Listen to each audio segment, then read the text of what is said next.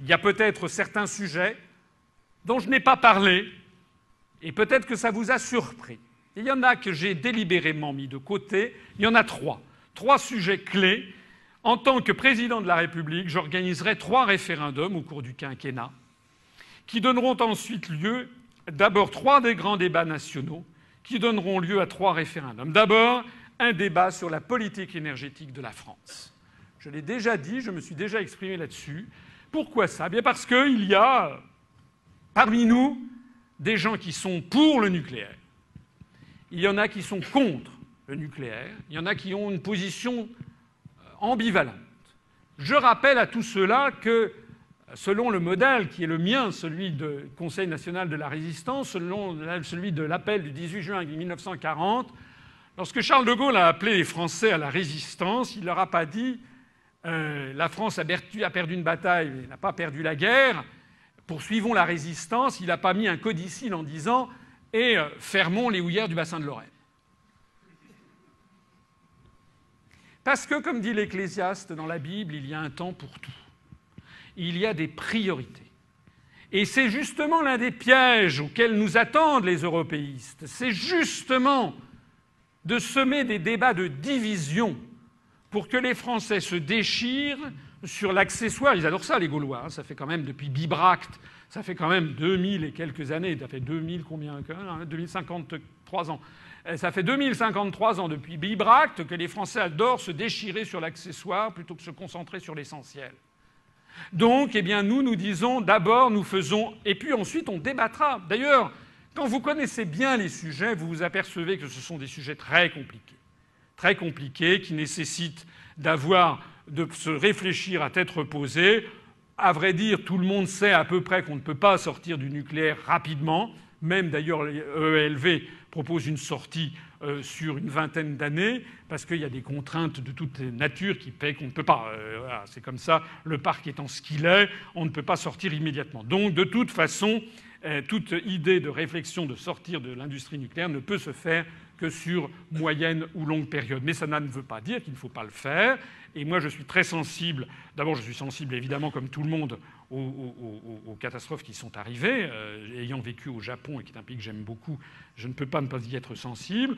Je suis sensible aussi à l'argument utilisé par Michel Rocard récemment, qui faisait valoir que l'industrie nucléaire a causé dans le monde très peu de morts. Il y a eu, en gros, avec l'affaire de Tchernobyl, alors qu'il y a chaque année des milliers de morts avec l'industrie charbonnière, par exemple. Mais comme l'a dit Michel Rocard, pour une fois, que j'ai trouvé assez inspiré, tout le monde s'en fout parce que ce ne sont que des Chinois. Mais il a dit ça pas en riant, il a dit ça pour s'en choquer. Bon, enfin bref. Sur cette politique énergétique, sur les moyens alternatifs d'avoir des sources d'énergie, notamment les éoliennes, le solaire qui fait des progrès prodigieux, parce que là aussi, il y a en matière de rentabilité des choses qui paraissaient inaccessibles il y a quelques années, maintenant apparaissent de plus en plus réalistes. Donc ce sont des vrais sujets.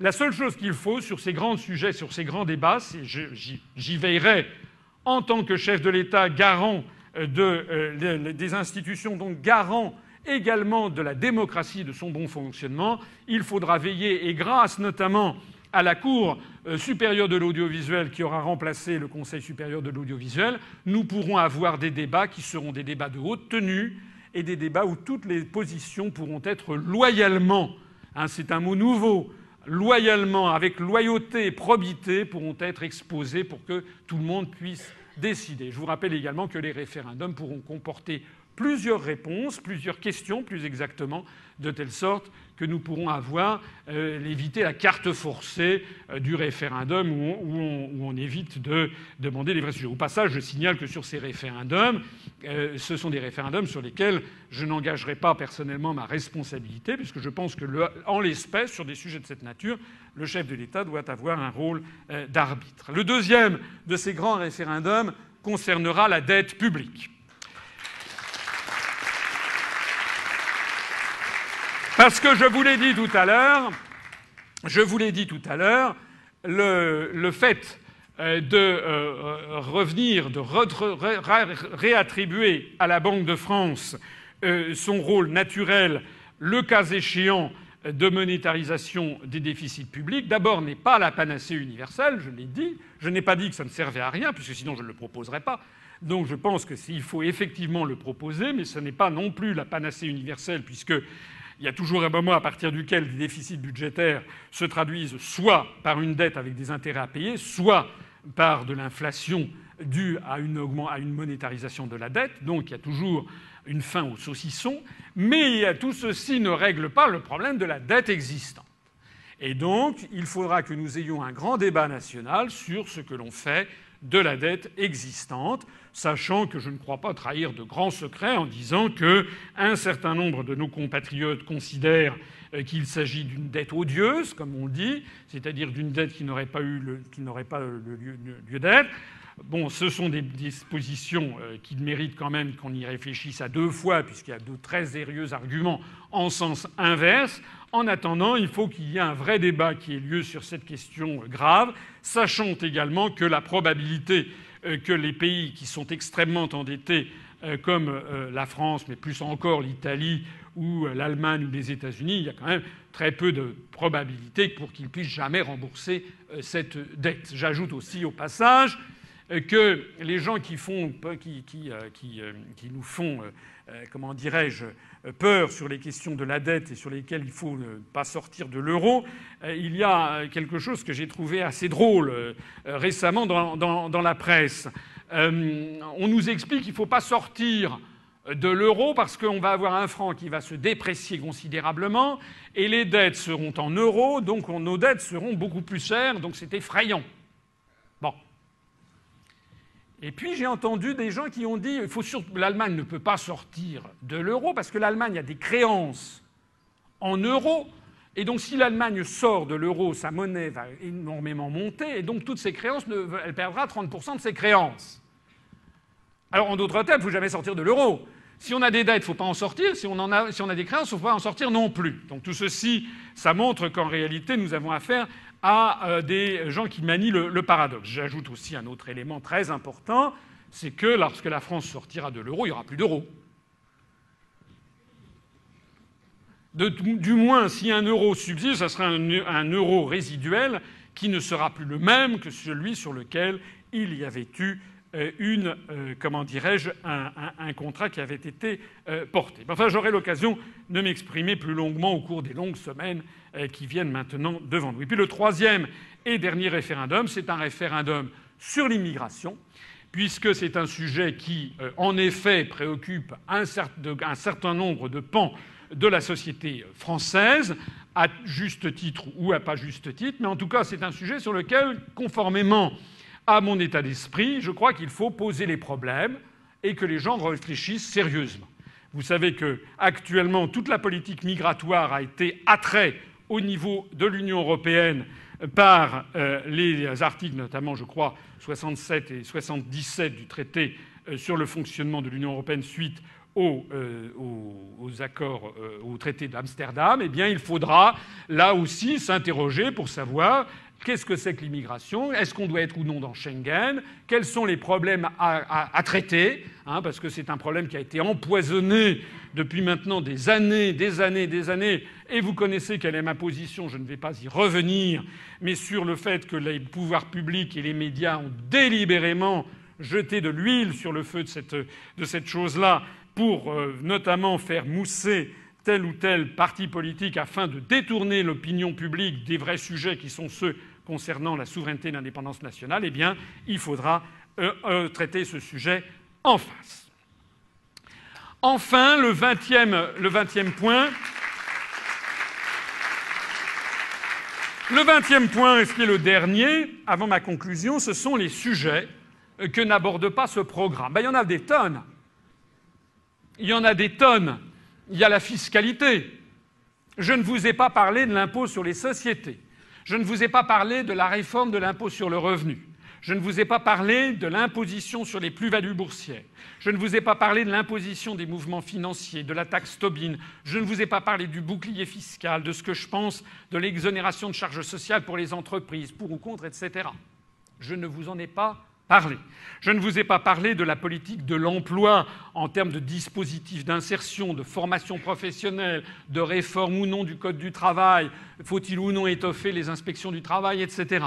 Je ne vous ai pas parlé de la politique des transports, je ne vous ai pas parlé des aéroports, des voies fluviales, du ferroutage, des voies routières, je ne vous ai pas parlé de la politique de la ville, je ne vous ai pas parlé de la politique de la fonction publique, je ne vous ai pas parlé de la politique des sports, je ne vous ai pas parlé de la politique de la culture.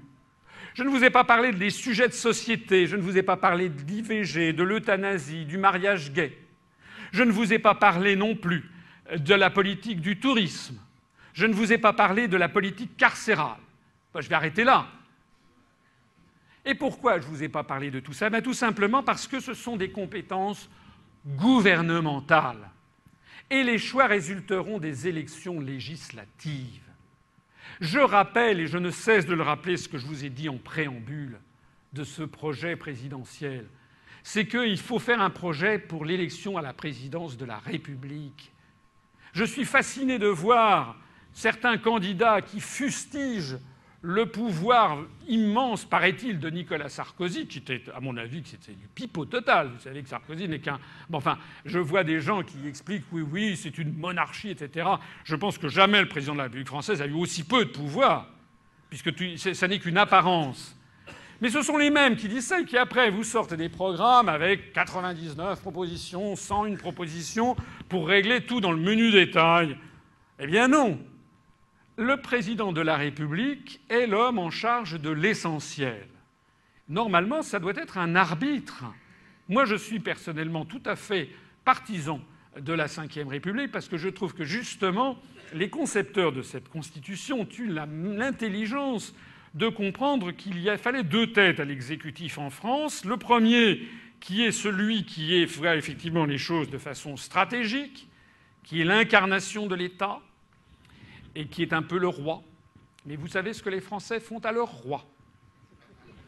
Donc il est celui qui doit incarner provisoirement l'unité de la nation, mais dont on doit se débarrasser aussi. Parce que les rois souvent terminent mal. Notre dernier roi, Charles de Gaulle, a été chassé. C'est un peu un des destins tragiques de notre histoire.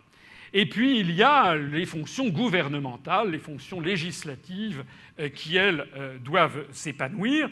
Et sur tous les sujets que je viens de traiter, eh bien, ma foi, puisque je me situe à côté du clivage droite-gauche, je ne vais pas prendre des positions qui seraient considérablement marquées à droite ou considérablement marquées à gauche. Il me semble que les propositions que je vous ai faites tout au long de ce programme sont des propositions qui peuvent peut-être, par certains côtés, apparaître très à gauche à certaines personnes, mais qui sont tout à fait dans la ligne du Conseil national de la Résistance, qui regroupait toutes les communautés politiques du pays. C'est simplement parce que nous avons eu une vision complètement déformée de la situation qu'on peut estimer qu'il s'agit d'un projet qui serait marqué à gauche. Non, c'est un projet qui vise à rendre aux Français la maîtrise de leur nation et la maîtrise de leur démocratie. Et ensuite, eh bien, on la leur rendra. Et croyez-moi, je la leur rendrai. Ça sera ma conclusion. Ma conclusion, c'est que je voudrais vous proposer une présidence citoyenne. Une présidence citoyenne, c'est quoi? Eh bien, c'est que si je suis élu, je prendrai immédiatement les mesures suivantes. D'abord, une présidence économe de l'argent des contribuables. Vous savez, les gens qui me connaissent à l'UPR trouvent que parfois je suis un peu radin. Eh bien, je serai un peu radin également si je suis élu président de la République française. Selon le député René Dauzière, spécialiste de la question, le coût complet de l'Élysée s'élève à 259 millions d'euros en 2011, supérieur de plus de 50% aux informations jusque-là disponibles. Eh bien, moi, je m'engage à diminuer ces coûts de 100 millions d'euros, soit moins 40%.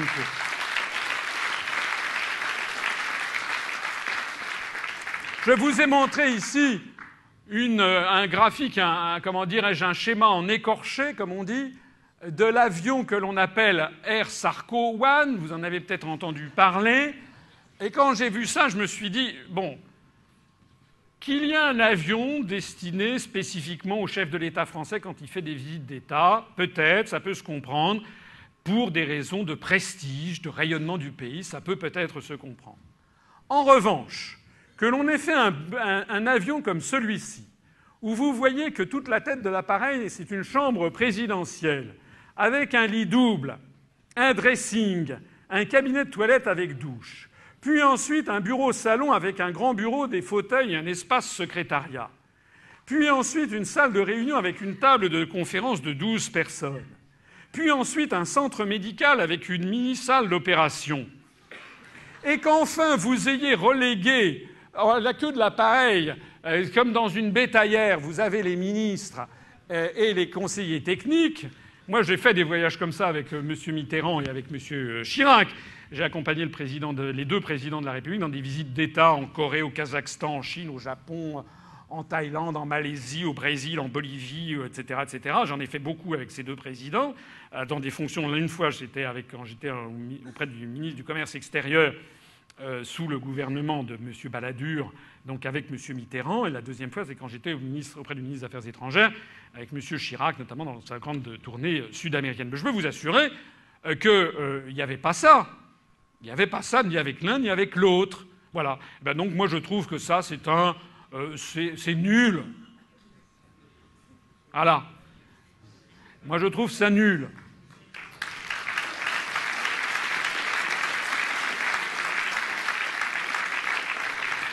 Une présidence citoyenne, c'est également l'abandon de la prétention monarchiste. Eh bien,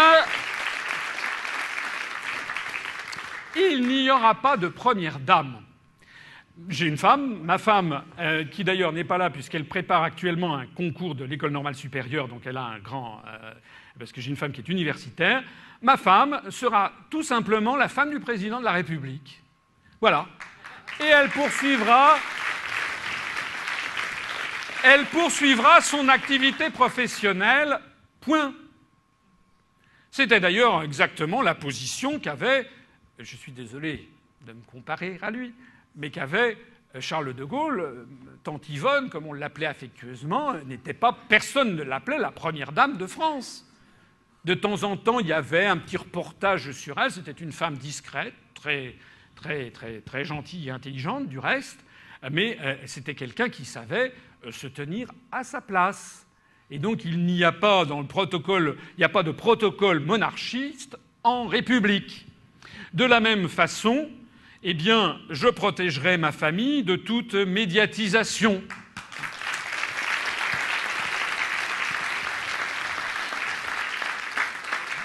J'ai eu une fille et j'ai un fils. Eh bien, il n'est pas question qu'il fasse la une des journaux. De la même façon, je prends l'engagement de ne me livrer à aucun népotisme.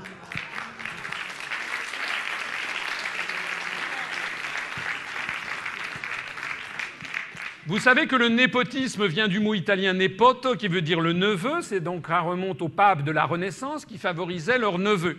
Quand ce n'était pas leur neveu, c'était leur fils. Par exemple, Alexandre VI Borgia, qui avait des enfants, comme vous le savez. Eh bien, moi, je prends l'engagement de ne me livrer à aucun népotisme, qui est un des ravages de la société française actuelle dans beaucoup de milieux, et en particulier dans le milieu politique. Donc, je ne ferai pas en sorte que ma fille devienne présidente de l'UPR.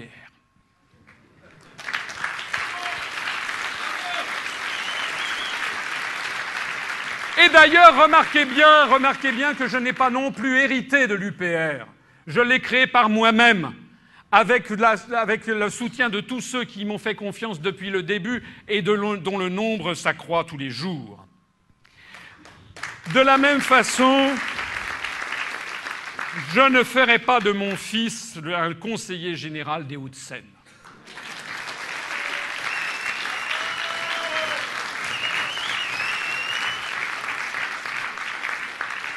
Et puis j'aurai un comportement décent et respectueux des difficultés des Français. Parce qu'il y a quand même un minimum, quand on est dans une situation, dans une société en crise, qui est un minimum de responsabilité et de décence. Je prendrai donc toujours mes vacances sur le territoire de la République française et je demanderai à tous les membres du gouvernement d'en faire autant.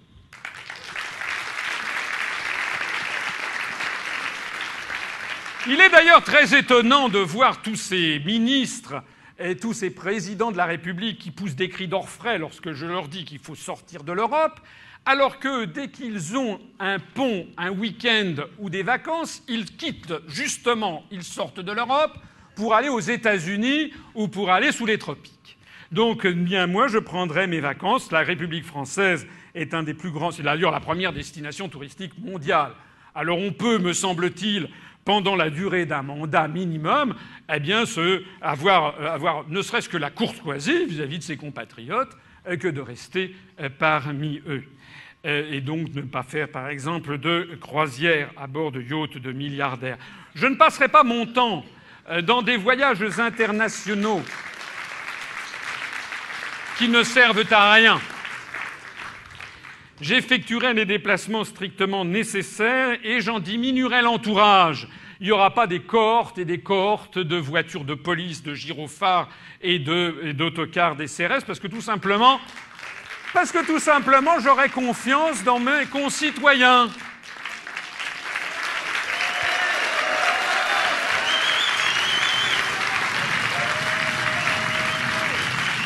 Et je demanderai aux membres du gouvernement d'en faire autant. J'éviterai tout comportement ostentatoire, ce qui n'est d'ailleurs pas mon genre.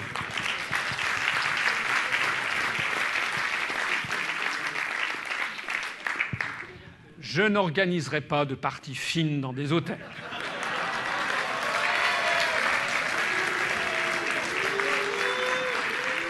Et je ne vivrai pas dans une tour d'ivoire. Je rencontrerai régulièrement les Français de toutes les conditions, en particulier les chômeurs, les exclus et les handicapés.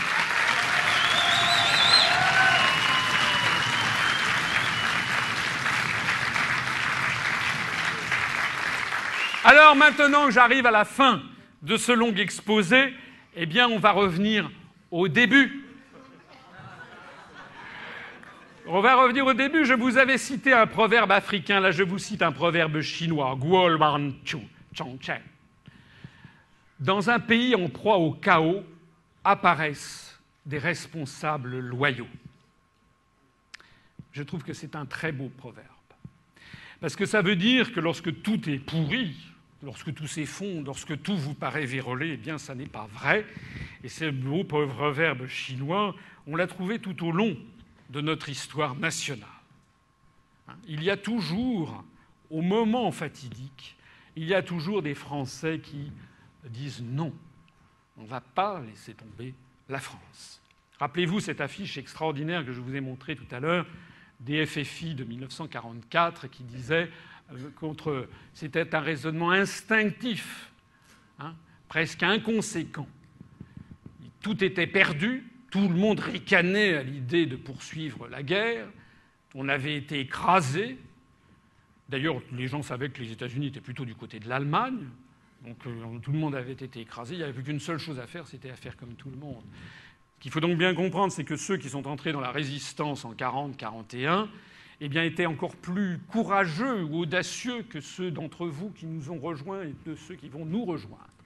Puisque finalement, nous sommes quand même dans un pays où il y a encore un certain nombre de principes de droit et de démocratie, et puis parce que nous sommes, à l'évidence, dans une situation de nécrose avancée de cette construction.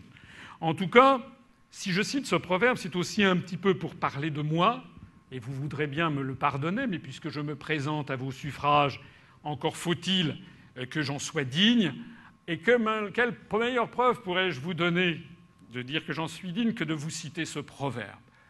Je n'ai rien eu à gagner dans toute cette affaire.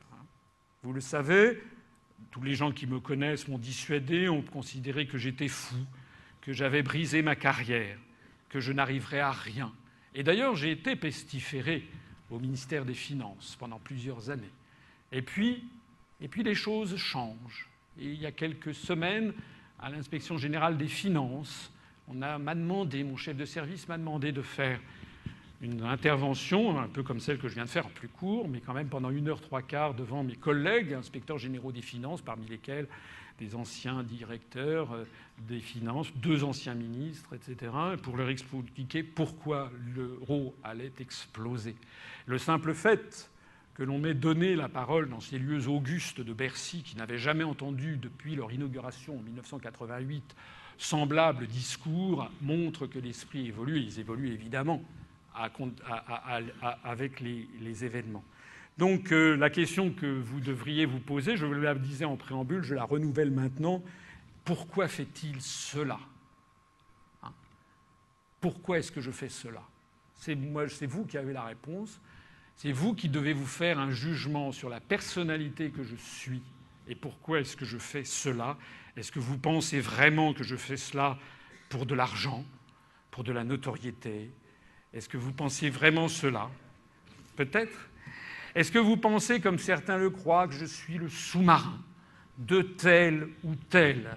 Il y a des gens qui me soupçonnent des plus noirs desseins. Heureusement, ce qui me fait rire, c'est de voir qu'on me soupçonne tour à tour d'être le sous-marin d'un parti contre un autre, puis de l'autre contre le premier, etc., etc. Si j'étais un sous-marin qui était piloté par un des partis au pouvoir, il me semble que j'aurais un accès aux médias beaucoup plus facilité. Donc je vous demande, je vous prie, je vous suggère de réfléchir en conscience à la personnalité qui se présente devant vous, comme elle est, avec ses qualités et ses défauts. J'ai quelques kilos de trop.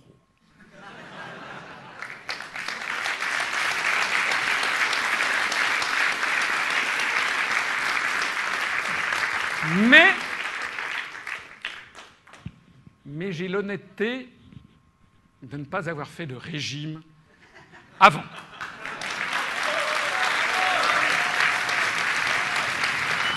Parce que je suis un homme droit, honnête et sincère, et je crois qu'il n'y a rien dans ce bas monde de plus révolutionnaire que la vérité. Voilà ce que je voulais vous dire. Et donc, je conclurai mon propos en vous montrant, comme je le fais à toutes mes conférences, une médaille dont j'aimerais peut-être un jour qu'elle soit celle qui me soit attribuée, enfin avec mon portrait. Je dis ça pour, si un jour on m'assassine comme des gens m'en ont fait l'augure, eh bien c'est une médaille qui date du milieu du XIXe siècle et qui représente un député qui s'appelait Eusèbe de Salvert. Alors, il n'est pas resté très très célèbre, mais il était assez célèbre de son temps, puisque c'était un député qui avait été dans plusieurs partis, puis qui avait fini plutôt assez à gauche de l'hémicycle, en ayant commencé à droite, etc. Enfin bref. Mais surtout, cette médaille, elle est belle parce qu'il y a 2 choses qui me plaisent infiniment. C'était un poète et c'était un versificateur. Et bien, sur l'avers, vous voyez son portrait, il y a marqué tout autour Salvert, digne représentant d'un peuple libre. Et je trouve que ça, c'est magnifique. Digne représentant d'un peuple libre. Et si je me présente devant vous et devant vos suffrages, c'est parce que j'aimerais que l'on dise de moi, dans 50 ans, que je fus le digne représentant d'un peuple libre.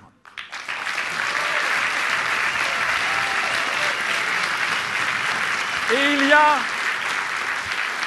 a un revers à cette médaille. Le revers à cette médaille n'est pas moins beau, puisqu'il comporte justement une phrase, une citation de Salvert, qui est celle-ci : « Le mensonge et la peur sont des vices d'esclaves. »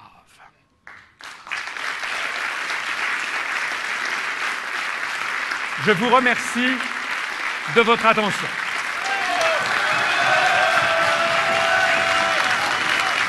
Vive la République et vive la France!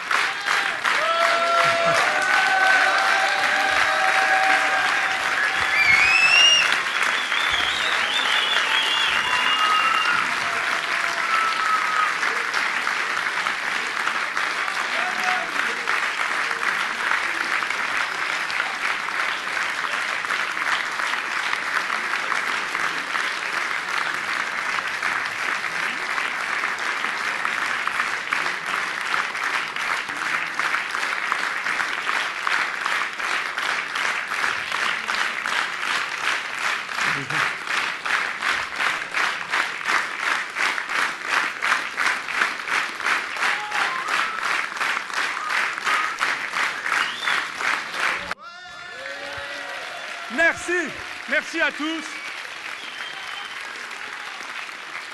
Merci à tous d'être venus. Merci pour toute votre diversité. L'UPR est riche de la diversité de ses membres. Je sais qu'il y a parmi nous des gens de toutes les opinions politiques, y compris des gens qui sont très à droite, des gens qui sont au centre. Il y en a des gens qui sont très au centre. Il y a des gens qui sont à gauche, très à gauche. Il y a des gens de toutes les religions et il y a des gens de toutes les races et de toutes les ethnies. Et je m'en félicite. Donc je voulais vous remercier de tout cœur d'avoir fait ce déplacement. Je vous rappelle maintenant la suite des événements. Je crois que nous avons maintenant peut-être un verre. Il y a un immense problème qui est le problème des 500 signatures. Donc, ceux d'entre vous qui veulent nous donner un coup de main, je l'ai déjà expliqué sur Facebook, si nous sommes 10, on est plus que 10 maintenant à chercher, on est au moins 30 ou 40, mais si on est 10 à chercher 500 signatures, on n'y arrivera pas. Si on est 500 à chercher 500 signatures, on va y arriver facilement. C'est un proverbe chinois qui dit qu'il y a autant de bambous plantés par 10 personnes en un an que par une personne en 10 ans. Donc, il paraît qu'il ne faut pas que je parle trop de proverbes chinois. On m'a dit qu'il y avait des gens qui disaient que je roulais pour les Chinois. Donc, ceux d'entre vous qui veulent m'aider à avoir les 500 signatures, je vous conseille, après le verre de l'amitié, de rester, parce que Pierre Tribouillard, qui est le responsable, nous en parlera peut-être dans cette salle pendant une vingtaine de minutes, ultérieurement. Je signale également qu'il y a un dîner, ceux d'entre vous qui sont inscrits, je ne sais pas s'il reste quelques places, pour le dîner tout à l'heure à partir de 20h30, où là, je pourrai parler avec tout le monde. Comment ?